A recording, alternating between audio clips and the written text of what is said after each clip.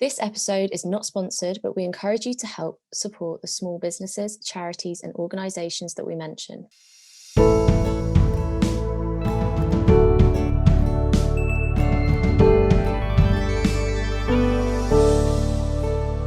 Hi everyone, and welcome back to another episode of Our Circle. I'm Rhiannon. And I'm Jess. And today we are joined by a very special guest and my friend who is a medical student with an interest in medicine, in true crime, aesthetics, and is a rising star on TikTok. Please welcome my friend Ava, also known as About Ava 20. Yay! Thank you for having me. Of course. So can you tell us a bit more about what you're studying and what you hope to be? Okay, so I'm currently in my third year of medical school, so I've got 2 more years left before I graduate and then become a junior doctor. But right now I'm in my preclinical year, so I haven't yet stepped into the hospital full time. That's coming up. Well, actually, coming up soon. So so I hope to, after I graduate, become specialized in psychiatry, so mental health basically, and specifically a forensic psychiatrist, which kind of mental health and the prison system, so the criminal justice system, so you'll be dealing with patients who have mental illnesses but also have a forensic history as well, whether that be due to their mental illness or as an outcome of them being in the system. So yeah, that's what. Can you explain to our listeners what that actually means, like having a forensic history? Because I'm someone who's just so alien to all of this. Like in my head, when I think forensics, I think of like CSI, the people. Yeah. So basically, in the UK currently, we have mental health is separated into several different. You'll have child and adolescent, elderly kind of psychiatry, just general adult inpatient, and then you have forensics as well. And forensics is basically so for instance, a patient will, if they are suspected to have mental illness or even have a history of mental illness. So for instance, if you have someone who is psychotic and they commit a crime based on their psychosis or something like that, they will be assessed by a psychiatrist, usually 2, and as a result they'll be put in, if they are found guilty or whatever, they are put into a forensic health unit, mental health unit, as opposed to prison. Oh, I see. So it's that sort of area that you would be then in. Yeah, exactly. Wow. And then also people usually put in forensic units because it could be where there's such a harm to, it's not necessarily they may be at risk to other people, but usually it might be that they are at risk to themselves. So you'll sometimes find extreme cases of personality disorders in forensic units too, because there is a higher staff patient ratio, if that makes sense. So they're they're usually people that have to be monitored, obviously 24/7 and everything like that. So that's where hopefully I will go into once I graduate. But I know it's one of the more within psychiatry, it's one of the most competitive niches. Wow. And you mentioned that you would need 2 psychiatrists for an offender. Is that so that there's no bias and to kind of come to the same conclusion? Yeah, sometimes it could be, it's not even psychiatrists, you'll have several people from the mental health, you have a social worker involved too. So it's obviously have to make sure that the person is as objective as possible, because the thing about psychiatry that makes it very different to other forms of medicine is that actually the judgment is very subjective. If you think about it, if someone comes in with, I don't know, PCOS, it's very easy, not easy, don't give it when I say it's easy, but I have to do an ultrasound of their ovaries, see if they've got any cysts on it. I'll have to do several blood results, and that'll tell me that they have PCOS. Do you get with psychosis is obviously more subjective. You can't really measure hallucinations. You kind of just have to, there's no blood test for that. So I think that's why you have to have more people involved within the assessment of mental health for it to be as objective as possible and make sure there's no bias in it, because there is a lot of bias within mental health, within medicine as a whole. So that kind of removes that. Yes, it is really interesting that so many people are involved in that decision about someone's life and their future. It kind of makes me feel relieved though to know that even though it in some ways you could almost argue that it's almost violating having so many people make the decisions for you, but obviously you're in this situation because of something that you've ultimately done that was wrong. But I also think it's great knowing that there are so many, because it means that it isn't just one person being this is the answer. It's it's really been collectively thought about. Yeah, and also a great thing is that I really feel like psychiatry has improved overall. I think back in the day, it was with all forms of medicine, people were very narrow-minded. It's either this or that. Now we've got more of a holistic way of looking at a patient, and we're more understanding. And and less judgmental as well. And I think, as we know, the treatment of mental health patients has been horrible in the past. I mean, still there needs to be a lot of improvement, but now that means that patients have like the backup of several people involved, getting the support that they need, instead of it just being the healthcare system versus them. So obviously the past year has been really hard for everyone, especially people in the medical field. I know you said you haven't stepped into a medical setting yet because of you're not there yet in your medical course, but have you witnessed anything like due to the pandemic? Or I mean, like, so any healthcare student at the moment is classified as a priority student. So we're the ones that have to go in for teaching face to face, because there's only so much like lectures online can do. There's obviously like clinical examinations we have to use that obviously need like a physical presence. So yeah, a lot of our education has been impacted a lot by obviously what's happening. And then obviously also a lot of our professors are people that work in the healthcare system still. And obviously there is like a huge demand for them at the moment. So there's obviously have to be a lot of adjustments in regards to that. And like low-key, just on a personal basis, you feel really guilty, because I personally have seen like a lot of our professors were working at the Nightingale Centre, that was built up there, a lot of trainers and everything like that. So we always, before the lockdowns happened, right, this was during September time, he's a head nurse and he worked at Nightingale Centre and helped train everyone up and everything like that. And he told us, guys, there is definitely going to be a second massive lockdown. You guys will not be back for your second semester. This was September. We're thinking, oh my God, we'll be back face to face. Everything will be normal. We're going to like, the country's going to go back to normal by like October. We just know it. He's like, no, based on like, trust me, the healthcare system knows there is no way this country's surviving until like we're going to go into another big lockdown. Everything's going to shut down. So just accept that you've got lectures online. So it's really scary to see, like, the head of our medical school is an ITU consultant, and they all just come back with like really scary stories of like just there not being enough beds and just how like under pressure they are. It's really, really sad. And then also another personal thing that happened to us. So this was last year during like the peak. This was like maybe like May time maybe. And we got an email from our university, right? And they were like, if anyone's free to help at the mortuary. Yes, I was about to ask you this, because I remember posting, I don't remember where you posted this, but I was like, oh my God, I could not imagine getting an email saying, oh, we need some help with the dead bodies right now. And that was basically because they were like, there's just not enough people. So bearing in mind, we deal with cadavers for our anatomy sessions, but like we're very undertrained in that part. But the fact that they're like, yeah, guys, we need your help. Like, there's just not enough. And they were even asking us to volunteer at hospitals and everything like that. So yeah, I think that email scared me the most. I swear, like, out of everything that's happened in regards to medical school, the fact that we got an email being like, can you help at the mortuary, because there's just not enough people. There's just basically there's too many deceased bodies coming through. Like the country can't handle it, which is really scary, which is so scary to think about. Did you then go? Did you volunteer? No, because it was quite a bit away from home and I was at home anyway. In my family, my brother got really severe asthma and my dad's quite high risk as well. So I see. Like, I don't want to put anyone at risk and spread anything.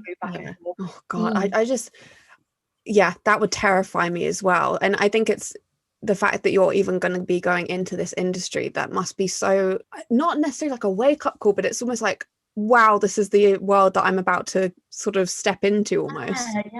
It is really scary to think, because like I love like the NHS. Like I'm somebody that like believes in universal healthcare. Like I'm really pro it. But the problem is that we just don't have a system that can just doesn't know how to look after the NHS basically. And we don't have enough resources. We're taught very quickly that we're going to be overworked and underpaid. So just kind of deal with it. That's a kind of scary thought, but I guess it's all going to be worth it in the end, because I don't know. I mean, you don't go. I like to think that people don't go into medicine or any healthcare profession for the money, because that's not going to be the main thing that's going to come out of it. It's going to be at least not in this country. Like at least if you're going into the private sector, then sure. I mean, you do meet some medics that are like, no, I'm gonna, second I graduate, I'm just gonna like go to America and that's it. I don't want to, like, it's just too much. And you do see, and you know what, it's actually very common for medics in the UK after they're like just a junior doctor, because they're probably so overworked and just overwhelmed, they're just going to Australia because of the better working conditions. Can I ask, I don't know a lot about it, but how have prisoners been treated during the pandemic, and what's your view on it? Have they been looked after? Or obviously they've had to make several adjustments as well. So I know visiting was affected quite a bit during the pandemic, so that can obviously have an impact on someone's mental health. I mean, right now I think a lot of us feel trapped in. So can you imagine if those kind of, and especially when general prison unit, the mental health that they receive is not very good from the beginning. And in a forensic unit case, so within psychiatry, they have to make adjustments. For instance, in psychiatry, they don't wear traditional, they won't wear, like, nurses have uniforms and everything like that. Right. Scrubs and stuff. Scrubs, stuff like that. I should probably know that word. I forgot what uniform's called. But scrubs and stuff like that. But in mental health, they don't wear that because it kind of removes that stigma of that, like they're being institutionalized. Right. So it tries to make people feel like almost more normal, if that makes sense. But they've had to change into scrubs in units, which could probably feel quite strange for patients. And again, visiting is affected, but so again, that's going to affect someone's mental health when that could be something they're looking forward to, like all week. Is like seeing a family member. And then is there anything in place to replace that? Like, do they have video calls or nothing? I mean, from what I know from prisons, they're very limited on like Zooms and stuff like that. They don't, and also in mental health units, you don't have Wi-Fi. A lot don't have access to their phones. So yeah, I don't know what they've done in replacement, but if it's not there already, I doubt they're going to be like, oh, let me fix something. Yeah. So do you feel like your work is really going to be cut out for you when you get to the stage where you graduate and you're getting further down the line, like after post-pandemic, there's going to be a lot more sort of cases of mental health issues within the sort of prison world? For sure. I think that, well, we already know that because of COVID, it's lots of like, even just like in general medicine, lots of surgeries have had to be pushed back. The effects of COVID will go on for years and years and years. But then also in terms of mental health, like 100%, they've already seen like a crazy amount of increase of new admissions to general patient units. So general inpatient psychiatric units, people that never previously had any kind of engagement with the mental health services have now maybe come with new episodes of psychosis, depression, and other mental illnesses. So that's obviously something that's quite worrying to think. Again, unfortunately, with the current situations, a lot of mental health units have been had to be closed down for COVID. So they've been replaced with COVID wards. So can you imagine the type of bed pressure they've got? They already don't have enough beds. Take COVID out of it. Now they're closing down wards just to make them COVID wards for what's going on right now. So they've got even more bed pressure. I mean, one thing that I think is really sad is that as a society, we constantly talk about mental health awareness and everything like that, but we don't talk about in regards to like COVID, because we're talking about a lot of the physical impacts, but we really don't know not much research has gone into the mental health impacts of what this situation is doing to people. So I don't know. I'm actually more worried for younger people as well. This is their social forming years, interaction years, their identity forming years, and that's basically been taken away from them. And they at home, and all they have to look at is social media, which we know has horrible effects on mental health. So it's just a vicious cycle, isn't it? So I don't know. I don't know what the future holds because of what's going on at the moment. But I think it's safe to say you're going to be very busy. Yeah. Oh yeah. You'll be very, very busy. Sort of going back to the medical training side of things, because you're wanting to go into, and I didn't know this, Jess and I sort of discussed this beforehand. I didn't realize that in order to be a psychiatrist, you do the medical, because I always knew, because obviously we've been friends for many years and I've known you to be doing like the physical, or is that the right word, like side of medicine, so like you're going into the labs or whatever, you're doing more of like the biology side of things. As opposed to the mental sort of side of things. I didn't realize that you had to do all of that beforehand to start with. But do you find that quite, I don't know if the word's frustrating, but like having to try and learn something about the body and biology and all of that sort of stuff to then be going to mental health? Is that kind of annoying? Like you're learning something that you won't necessarily, I mean, I'm sure you will use it in some way, but something that you're not heavily going to be doing. Like you're not going to be dissecting someone or something. Is that quite frustrating? Yeah, that's true. Like the thing is about the body is that like obviously it somehow all interlinks with one another. One has an effect on the other. I've got an interest into PCOS, which isn't a mental health condition, but what is it? Polycystic ovarian syndrome. Okay. Yeah, and so that and that can have an impact on mental health. Like people with PCOS tend to have high levels of anxiety and depression, even though it's a hormonal imbalance. It does all interlink, but it is frustrating because this is why the degree is so long. Like the thing is about medicine, you have to learn what a normal body is, what can go wrong with it, and then how to treat it. And it's like literally from your head down to your toes, like and like there are so many things that can go wrong with the body. And that's a scary part, but there's a lot of learning to do. Yeah. Even though, like, I'm not even interested in stuff. Like, I have to learn surgical techniques. I don't want to be a surgeon. Do you know what I mean? Like, I just have no interest in surgery, but I have to, like, I don't know, like, you have to learn it and ace it.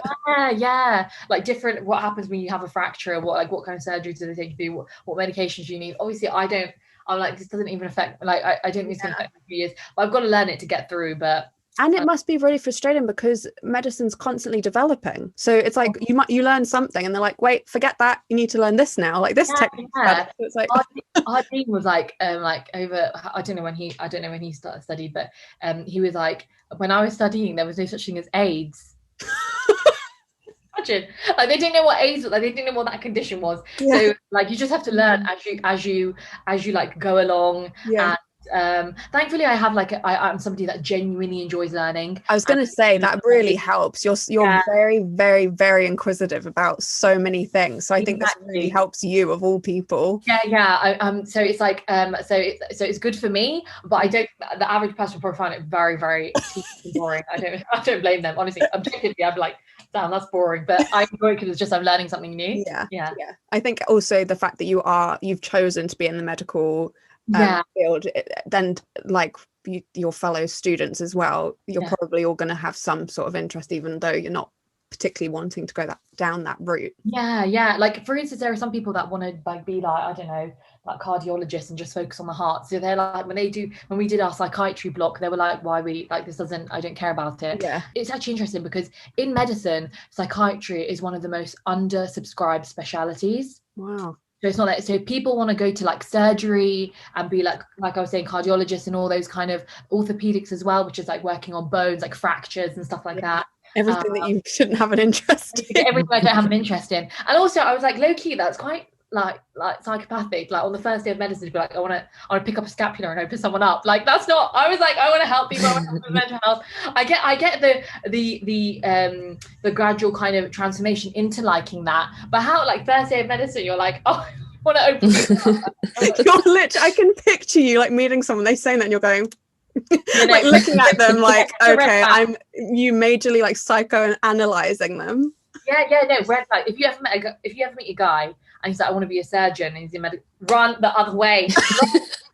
run the opposite way. Do not go near him. That's really red flaggy. And they usually tend to do that. Typical kind of like stereotype of like a surgeon, like ultra cocky, ultra in love with themselves. It's the psychiatrists and the GPs that are really nice. Noted. So recently you received your COVID-19 vaccine. And we were asking you before we started recording how you're feeling. You said you had a couple of symptoms, but that you're doing okay. You shared that experience via TikTok. So for our listeners, could you please tell us a bit more about that? So tell us a bit more about your TikTok account. Oh, okay. So basically, I've never been a social media type person. No, you have not. Literally, I'm just not a social media person. I just have never, it's not that I have anything against it. I think low key, it's like, I've always had a bit of like anxiety with like putting myself out there. Like I've just felt like, oh my God. You've just put yourself on the biggest platform in the world right now. I was like, what is happening? But do you know what I said? Okay, the pandemic has done lots of bad things, but then it also, I think, has made us think a lot because we've had nothing else to do. And I was like, do you know what? Like, what's the worst that can happen? I'm not saying anything wrong. I'm not doing anything bad. If you're going with the best intentions, kind of just like, I was like, Ava, you have to challenge yourself. Like, you know, I don't want to put myself in a box and be like, oh shit, I wish I tried something. You know, when you got old, you're like, I wish I did that. Especially no regrets. Yeah, exactly. Like, oh, I wish I did that. I wish I did this. I don't want that anymore. I'm just going to be good. Like, I love talking. Low key, maybe like a bit of attention too. Yeah, you do. I think we all do, but we just don't say it. And so I was like, I'm just going to challenge myself, put myself out there, challenge my anxiety as well, because like, I don't know, it gives me a lot of like anxiety. Like I was saying, pride. Putting myself out there, like, my God, who's watching, who's seeing, and like the fear of like judgment of others as well. I think that's where the anxiety comes from. But I was just like, just start something. And why TikTok then? Why TikTok? Were you on it before and you enjoyed it, or were you? I actually really like really like the platform. Do you both have TikTok? Like, I mean, I no idea about TikTok. Ree knows. I'm obsessed with it. Obsessed. I mean, I don't use it enough. Like, I don't post much on it. I think I have probably 5 videos max, but I absolutely love it. I'm on it for far too long. Same. But I think the algorithm's incredible. But I think for people like Jess who haven't been on it properly or like got hooked into it, I think it's, if you're looking on the outside, it's kind of weird. As soon as you're sucked in, you're gone. I used to be one of those like, oh my god, TikTok's so weird. I associate it with like really young kids. Yeah, because like, you see kids like dancing. Yeah, that's what I think of. Yeah. And you're like, oh my god. Whereas everyone that I follow, I think, are all older than me, and they're like either doing like DIY, like doing up their houses, organization, or people like yourself who cover a whole range of stuff. And I kind of wanted to jump into what you actually cover, because you have kind of a niche in some ways. You cover true crime, along with a couple of other things that have sort of got you a lot of follows and likes and stuff through the hair removal machine that you did. Oh, that made me die laughing. How did my mustache got me famous? I said no, never. I said finally my Middle Eastern genes helped me with something. Thank you. Like how did you decide that? So obviously, like you said, you were already on it, but how did you decide one that you were going to post, but it was going to be about true crime, because you go really in depth? Oh my god. Okay, so I've always wanted to do true crime. Like I love true crime so much. I've loved it since I was a kid. Like that sounds really like wrong, but like who's the psychopath here?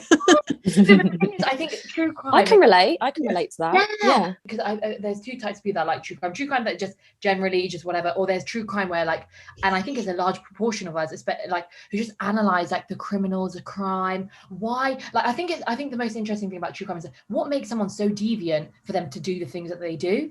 Because you think like people say like everyone's got it in them to do something evil, but it's like, what has made this person actually act on it? Like I completely get that. I hate horror films so much, but if I see something on Netflix, whatever, about an abduction or like murder or like disappearance, I am on it. Like I don't know what it is, it's so strange, but I get really hooked on it. You're someone who has a psychology degree background as well, so this is where I can't relate to either of you, because I'm literally terrified. If I stay away from that I'm like, no, I don't want to learn about someone who's about to chop me up into pieces. No, I don't want to know how that happened. I do not want to know what flipped the switch in his brain. Don't want to know. Keep him away. Whereas they say some people are interested in true crime because it almost makes them feel not better, but like they're ahead of the game. Like they know. Oh, I see. And most people that watch true crime or are interested in true crime are women. Interesting. And the victims as well. Yeah. So it's almost like it gives them that kind of like power or something. Yeah. Like I know I know what you guys are up to. I'm already ahead of the game. That type of thing. Yeah. So it's interesting that you don't watch it because you're like, oh no, that almost scares me. But there is another side to it where people watch it, so it almost like in a strange way comforts them. No, that makes a lot of sense. I can't relate to that because that's not how I would feel, but it makes a lot of sense for, like you said, for women to be the general main consumers of this. Yeah, in true crime, you'll hear the more popular names like Ted Bundy, Menendez brothers, Richard Romero. Like those are really, really big names because they're men that killed a lot of women. Yeah, but actually, to society, they were very normal, very attractive. Oh, that's subjective. Yeah, but so that's why people tend to be more attached to like certain true like serial killers, because they're like, how are they? This is somebody that could easily be in my life, easily be a friend, easily even be a partner. How did they get away with this? Why did they do all those kind of things? So I think it's like people try to like go into the brains of these people. And I think now that true crime is more mainstream as well, like there are big true crime creators, especially on things like YouTube, like Ellen O'Neill. I guess Netflix as well, isn't it? Yeah, Netflix is now, especially recently, they've come out with these really, really, really good true crime documentaries, because they know that's where the view are. If there's one thing that I find that most people watch, is true crime documentaries. Interesting. How do you choose who you're covering on a video? So for anyone who hasn't seen Ava's videos, she has a mixture, but she'll often sort of introduce you, I guess, to a case, a previous case. That's basically what you do, don't you? Yeah, I try to choose. So I've done some more popular cases, but like I try to do cases that aren't very well known as well. because they're I don't know, I think it's quite nice as well to a lot of time true crime does, like we were talking about, focus on the perpetrator, but actually it's nice to get the victim's name out there as well. So I did it quite a few. Like there was one I did, a girl called Cherish Periwinkle, which was a really, really sad case that happened in America. There's a few missing cases that I've done of people that have, like, the top 5 missing cases in the UK that still haven't been solved yet. So I try to mix and match. And it's interesting that you've done ones in the UK, because I feel like whenever you hear about these cases, it tends to be in America. So I think that's quite really interesting that you're doing UK ones. Yeah, I've noticed about the UK as well. We almost protect a lot of these cases. Like, they're not, unless they're the really well-known ones, we don't really, like, they speak a lot about missing cases, right? Like every day. Our missing people's cases is kind of like on like one random website, Missing People UK or something like that. And then we don't really know about them.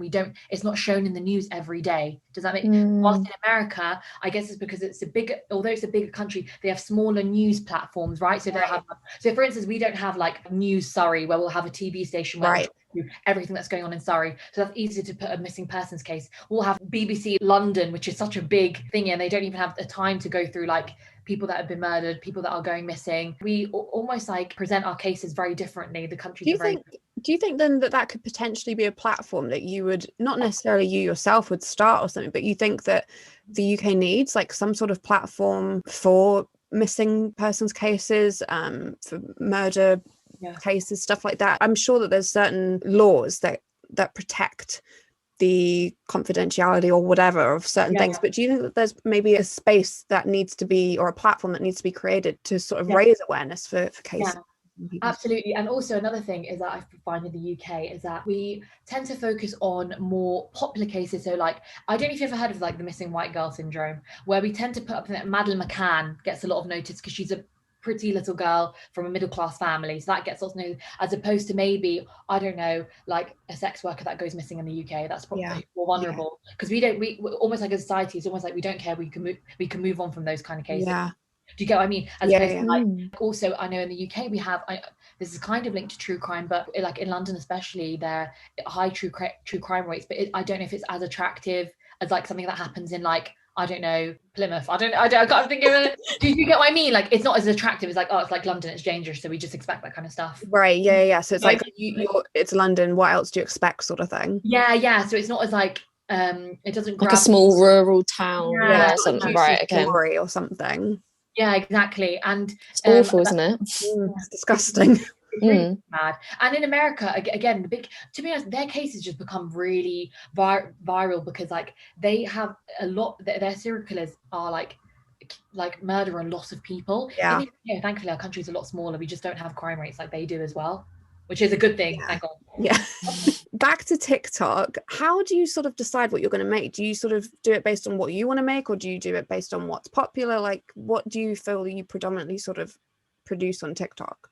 I don't know. It's like I don't like to do what's popular. Sometimes I do, but most of the time, because I like to do my own cases that I'm really interested in, then they do research. But then what about when it comes to stuff that isn't the crime? Because you've also you sort of whack in some really random videos, like that suddenly got you something like 50,000 likes or something. It's got like, I think I'm on like 470,000 views, which I never even like it's like wow. Like 1,000. Like I don't even have Instagram photos. Like I don't even like my friends seeing me. Do you know? I'm telling like 470,000 people that I have on stuff, and this is what I use to help it basically.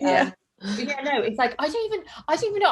I'm generally quite a random person, so I think it just fits my personality. I used to have a very rigid way of looking at social media. I used to be like, social media is set for a few people and then everyone else, we're just consumers, right? But I think like I've learned that you can be the consumer and also the creator as well. Exactly. So I like that idea, and I also like the idea, like it's really nice, like already I've interacted with a lot of people, like some people internationally as well. This girl that's really into true crime, and she's got like 250,000 followers, which I was like, that's such a like an honor and a compliment, like someone to find your stuff and from across the pond and stuff like that. And I like the fact that you can it's not, social media isn't set for a few people, it's set for everyone. You can, anyone, like a creator isn't somebody that is like, there is like a box that they have to fit. Do you know what I mean? You can look however you want to look, talk however you want to talk, and it's just for everyone, isn't it? Definitely. And it's just something that I feel like you kind of have to not jump on, but you kind of have to be a part of, because like social media is like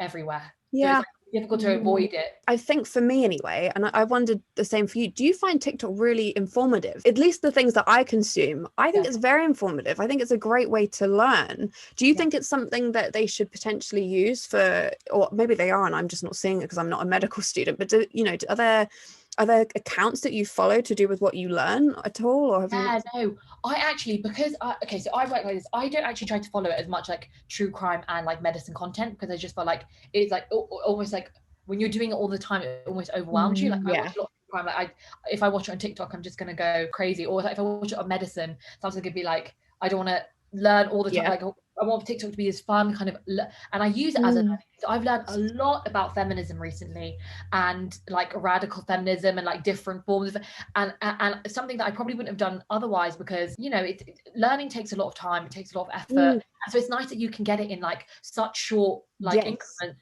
but you get bite size. Definitely. Everyone's attention span is so small, isn't it? Because of the way that social media and content comes out really, really quickly. Your concentration level is, I think I remember when I was at uni, we were talking about, you know, like with videos and stuff, and when you're clicking, and the study shows that people have a patience tolerance or whatever, something like less than a second for having to wait for something to load. So if they've clicked on something and it hasn't loaded straight away, they're like, oh, sort of thing. And I was just like, wow. Sometimes it can be quite tedious reading things. I think a lot of us have changed the way that we like to consume things. We like it in talking form, like talking as opposed to like reading, which is good for like visual learners as well. Like I'm a visual learner, so I like someone talking to me or doing something in front of me, and that's how I consume something. I'm a crappy cook, and I've learned so many recipes off of TikTok as well.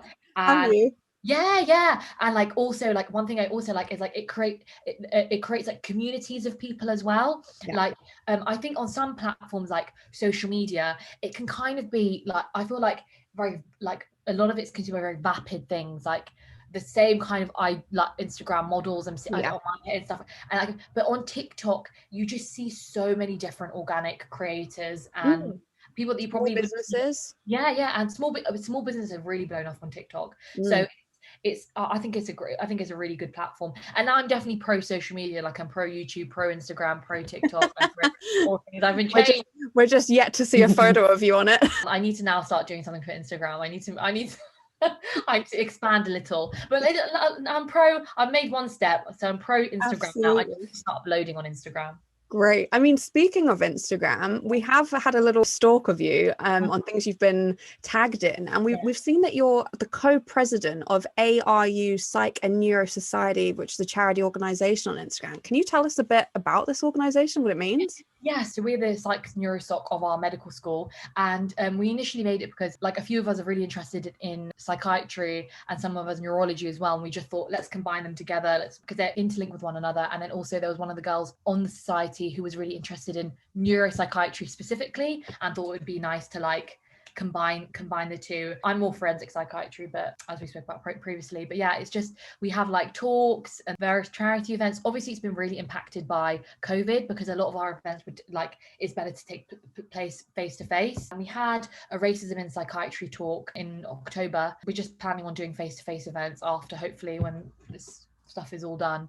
But yeah, something I'm really, really proud of, because I like the idea that we're kind of like pushing psychiatry and even for medical students as well, because like I was saying, it's an undersubscribed speciality, and it's so important to know about mental health, because 1 in 4, we all know that statistic, 1 in 4 people have mental health issues in the UK. So yeah, another thing that I've noticed is that a lot of things that we're getting about mental health is mild anxiety and depression, and we're not really taught as a society about psychosis, about bipolar, about severe forms of depression and other personality disorders. I don't know if you guys would agree with me on this one, because I've noticed, like, for instance, when I do my true crime videos and I say, oh, the person had schizophrenia, there's always a comment like, stop using their mental health as an excuse. Again, because I don't consume the same sort of things that you do to do with true crime, I haven't necessarily seen those things, but you do hear it. You hear people talking about it if they're bringing up cases to talk about, like if they've watched something on Netflix. It is like a common thing, I suppose, that you hear, isn't it? Yeah, and this is one thing that I'm like, really, if there's one thing I should teach people, that mental health, regardless of the diagnosis, affects people very differently. And we can't just assume that because which is not a bad thing. I think most people in their life will suffer from some form of anxiety and some form of depression, but that is not the only part of mental health. It's a very broad, it's a very broad speciality, and like I was saying, like bipolar acts differently in each and different patient. Depression acts differently in every patient. So someone with mild depression might have a low mood that may impact some of their day-to-day activities, but someone with severe depression probably won't wash themselves for 3 weeks. They'll be I completely agree with you. I think that it's also just made to be this such a scary thing. So if, to be honest, I don't remember ever being taught about schizophrenia prior to my degree. And I just think that there's all these like sayings, isn't there, like, oh, that person's schizo, or like, you know, like these shortenings, or even psycho, which is just not accurate. If you say someone is like, it's just, that's not what it means, but that's a whole different conversation. But language we just use normally because we just think it's like or it's just criminalized. Like, you think, okay, someone with schizophrenia, there's something wrong with them, they're going to go and kill someone. Like that's like I think that's what portrayed on films and things like that. Whereas my personal experience, I worked in a child's inpatient unit. I was a healthcare assistant there, and I worked with a girl who had a schizophrenia diagnosis, and she was lovely. Like, she hadn't done anything to harm anyone. She had some hallucinations, she was on some medication, but she was actually one of the most harmless kids there, to be honest. And it was really eye-opening for me, because I feel like it debunked a lot of those myths behind a mental health disorder that really, like you said, is not spoken about widely enough. I think that's really sad, because schizophrenia actually is it's a chronic mental health, in a sense that if someone has schizophrenia, it's most likely going to affect them for their whole life. And during one of our lectures we had with a psychiatrist, he said that when someone says they've got cancer, right, everyone's like, oh my god, that's so sad, I'm so sorry for you. But if someone goes, I've got schizophrenia, everyone's like, oh my god, like not even like, you know, how is that, how are you feeling? It's immediately like everyone just wants to run away from it. Like you're saying, people are very scared of it. People don't understand it either as well. That's why they're scared. So and so he was like, it's very, and what that causes is a lot of stigma against that mental health illness, and also it affects the patient significantly. So people won't feel very comfortable maybe telling their workplace, oh, I've got a diagnosis of bipolar, or I've got a diagnosis of schizophrenia. Then what that does is that maybe sometimes, because there is a lot of stigma around it, people won't go for treatment either, and that gets worse and worse. Exactly. I think it's great that we're having these mental health conversations, but I think it needs to be more inclusive of all of mental health, instead of just the mild depression and anxiety that I'm seeing a lot of, which isn't a bad thing, by the way. I think it's great. I think it's great that people are opening up about how they're feeling. I think we're definitely miles ahead from my parents' generation, that didn't even, you know, if they said they were feeling anxious or sad, it'd just be like, oh, just get over it. But now we actually have a conversation, what can you do to improve it? Therapy, or even getting medication. But I think it just needs to be more inclusive. The ideal thing with my platform would one day, like, speaking more about these conditions, and just exposing people more to it, and it not being this scary thing that we shouldn't talk about as like massive taboo. It's actually very normal. It's like any other condition that there is in the world. Like we talk about like other physical health conditions. It's just the same, but it's just definitely. I could not agree more with that. I think it's something that we just need to have normalized, isn't it? It just needs to be normal for everyone to speak about what's going on in their mind. And I think it's that fear, I guess, of the unknown, or not being able to see something, but it doesn't mean that it's not there. So yeah, I couldn't agree more. Obviously, mental health is clearly a big part of you, and something that you're very passionate about. What kind of influenced your sort of career path and all of this? So my parents came here as refugees. So I wasn't born here. My parents came here as refugees from Afghanistan, and that has made a big impact. That's made me more empathetic if that makes sense. So that led me to a more medical route as well. So like helping people, because I guess I received a lot of help growing up as well. And so that, and also when you've gone through that kind of struggle, you're just generally more empathetic anyway, because you've seen more, you're more exposed to more.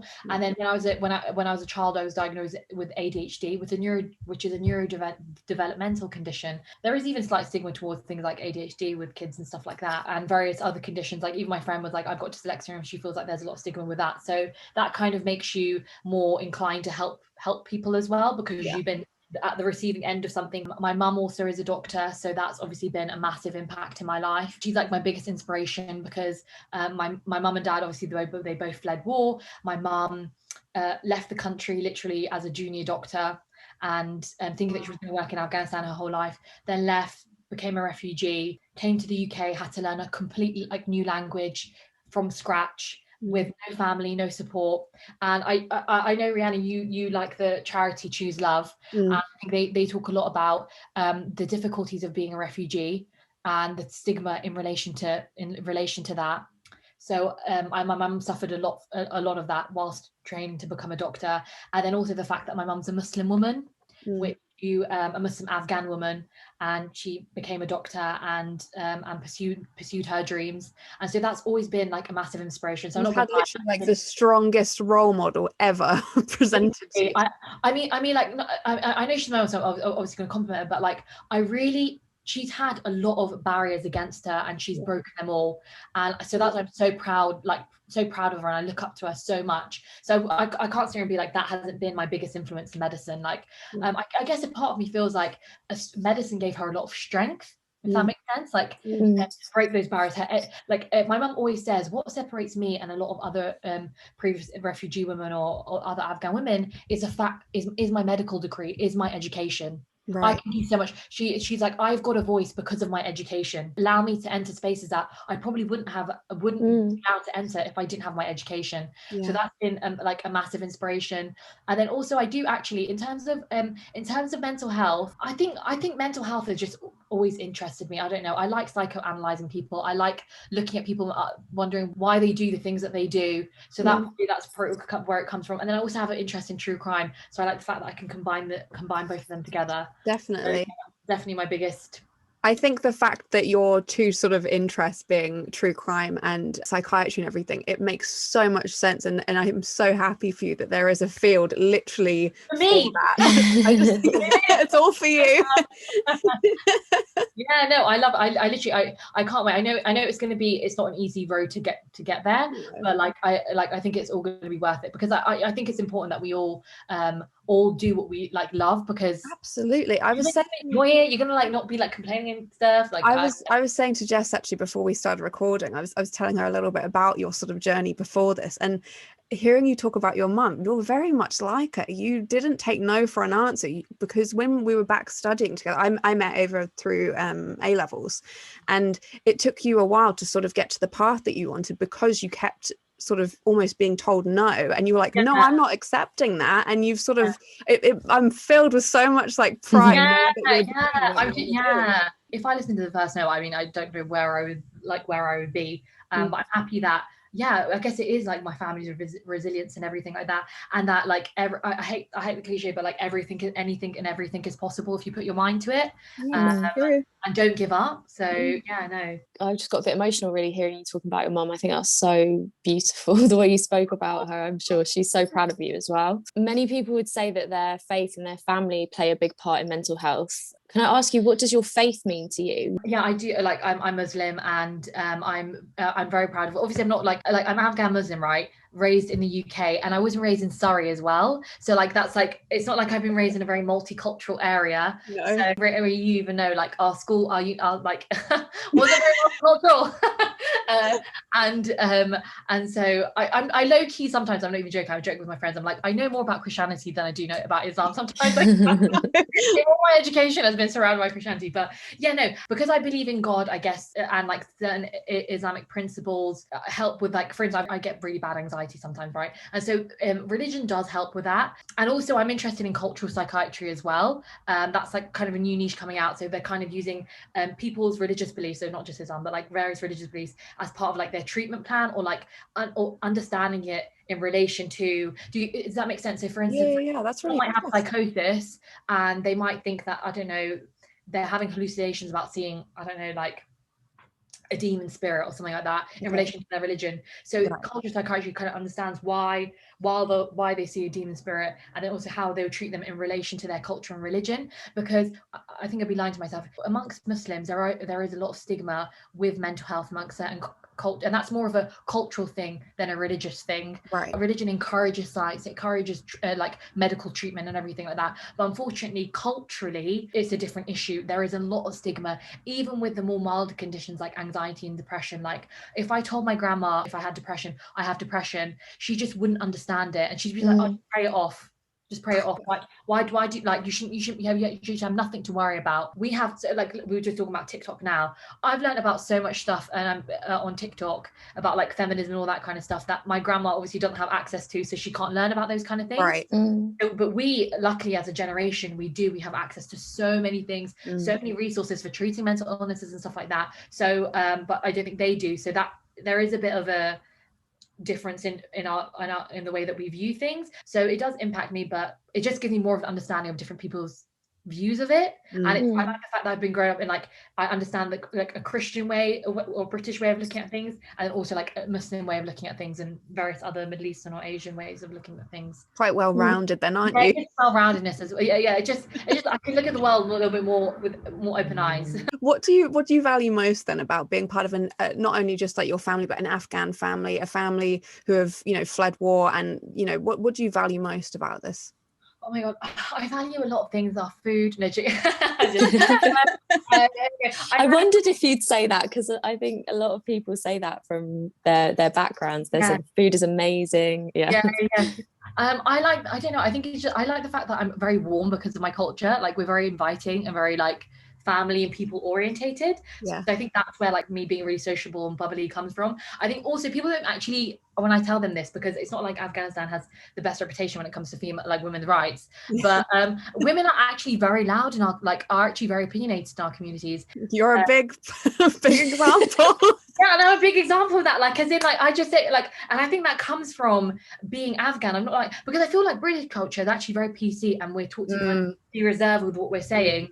But actually, be seen rather than heard. Exactly. Globally, I'm not joking. Like, I actually think in most countries outside of like even just England itself, have this women and generally people are taught to be very opinionated and say how you feel about various topics. Like I can openly talk about politics and how I feel about politics, whilst here we're taught. And it's not considered rude. It's not considered. It's not or like religion considered educated. Yeah, it's not like religion and stuff like that. Like you could say openly, but whilst here we're not taught to kind of talk about these things. More reserved with that. So I think that's another thing that it's taught me. But I definitely think like the big parts of my personality are like my Afghan heritage, which I'm really proud of. I love that so much. You're so busy, and we're in a pandemic, and you're busy learning and everything. How do you have time for yourself? I don't know how I manage stuff, but I just live. Like I don't know. I don't think my life is that busy. One thing I do know that I dedicate a lot of my time to studying. Like that is one thing. Like I've sacrificed a lot of my socialization for studying.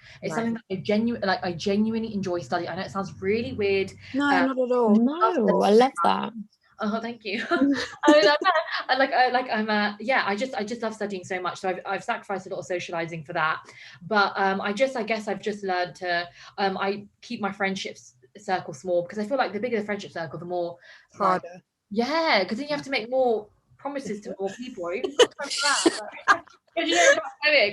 No, but I saw a post actually. I think it was yesterday, and it absolutely applies to what you said. And it was saying something like, you're going to notice that the more you chase your dreams and stuff like that, the less people will be in your life. And that isn't in a negative way. It's just saying you will notice that the people who are there for you will remain in your life, but they will also let you sort of thrive. You know, like if you need to do stuff, you are going to have to sacrifice socializing. If that's what you want to do in order to get to where you want to be, then the people that love you and support you will support that. And I can speak firsthand, like with Jess and all of my close friends, when I've felt the need to sort of not necessarily pull away, but if I'm like, I'm worried about doing this because what if it affects you or our friendship, and the first thing that they always say is, don't you dare sort of even think that, like, do what you need to do. Or like, take time for yourself. Yeah, like do it and do stuff that gets you to what you want to do. And I think that is brilliant that you are spending your, I mean, I know it can probably at times, I'm sure, be quite difficult if you're not getting to socialize. And I mean, obviously we're in a pandemic, but you know what I mean, like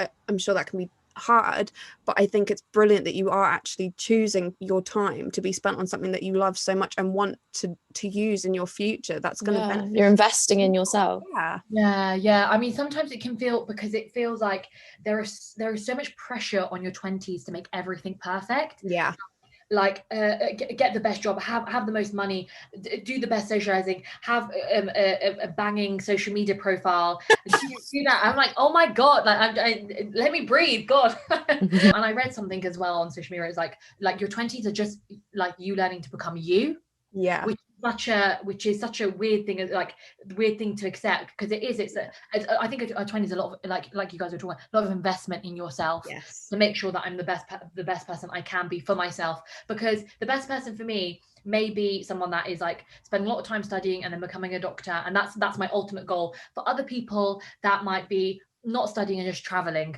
Do you get and that's my best, and that's good, like that that's great for them. But as long as like you find out what you want to do and what makes you happy and just focus on that, I think everything else just falls into place. Because I found when I focus on myself and when I'm being more positive towards myself, everything, like the people around me tend to be more positive. The kind of situations I get into are generally quite positive, and that's the way I like to live it. Like I like to keep my friendship circle small. I like to study a lot. I like to watch my true crime documentaries, and now I like to film a TikTok on the side. Like I know what I like now. I'm just gonna go with that. That's amazing. It sounds like you've just given us the answer to a question that we ask all of our guests when they come on. We always like to ask, what makes up your circle? And it sounds like you just kind of summed that up.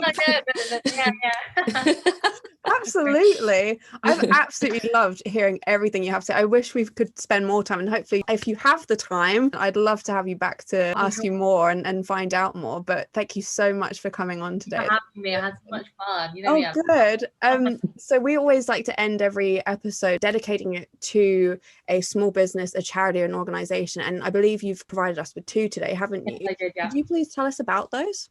Okay, so the first one is ARU Sky Project, which basically was set up by a few of my friends actually at university, and it's like a kindness project. It's just a really sweet charity. They like collected lots of food for the homeless within the area that we study, and they've spoken about like giving blood as well. And my friend Nora wrote a post like what the importance of giving blood and giving charity, and like which I really like. I like the kind of mixing of medicine as well in there, and I think it's a recently formed one. It's quite small. It's actually set up by one of my friends, Nora, who also is an Afghan girl. So yeah, I really like that page and that project. Okay, so we'll be displaying that now on the screen. And what is the second one? So it's neurodivergent activists. So basically, as I was saying, I've got ADHD, and obviously that means part of the neurodiverse community, and that includes people with dyslexia, autism. I like that page because it's an opinionated page on various matters. So recently there have been a few murders of autistic children. We recently had one in the UK, and these stories tend to get lost in the news cycle. And so I like this page because they bring these cases to the forefront and they discuss their experiences with their autism or various other people's experience with autism. And then also they recently did especially with the whole Black Lives Matter movement, people's experiences like who are Black and have autism as well, which I thought was really good. I really, really like that page. They've got some really good opinion posts, which I really like. It's really engaging. You learn a lot with that page. Okay, great. So we'll be putting that information on the screen. We'll also be putting a post out as per after on our Instagram, so you can go and check out those accounts. They'll be tagged on there. Please make sure that you go and follow Ava on TikTok, because she is rising. We want her to keep going, and also encourage her to get on the gram as well. She's on there, so go follow her on there too. We'll put all of her handles here. Sorry. So thank you so much, and thank you. Thank you for listening. Please make sure to like and subscribe to our channel. Go and stream on Spotify and iTunes through Apple Podcasts, and we'll see you for our next episode. Bye. Bye.